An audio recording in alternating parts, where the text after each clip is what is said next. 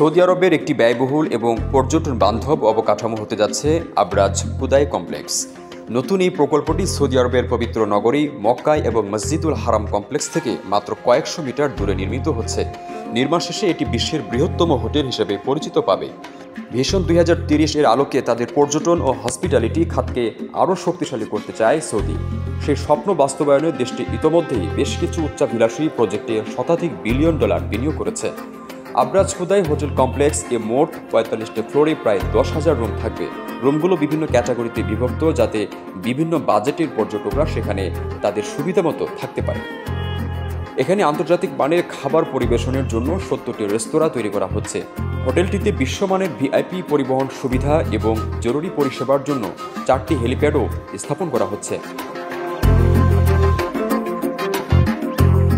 কমপ্লেক্সটির পুরো floor area হবে প্রায় 1.4 মিলিয়ন বর্গমিটার, যা আধুনিক এবং স্বয়ংসম্পূর্ণ একটি শহরের মতো, যেখানে দেশি ও বিদেশি হজযাত্রী এবং পর্যটকদের সব ধরনের সুবিধা পাওয়া যাবে।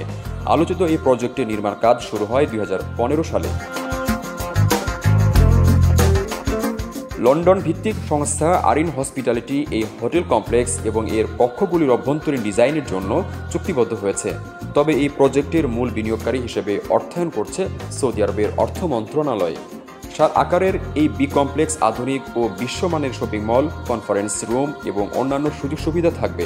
পাশাপাশি ধর্মীয় গুরুত্বের কথা মাথায় রেখে হোটেলটিতে মসজিদ এবং অন্যান্য ধর্মীয় সুবিধাও স্থাপন করা হবে।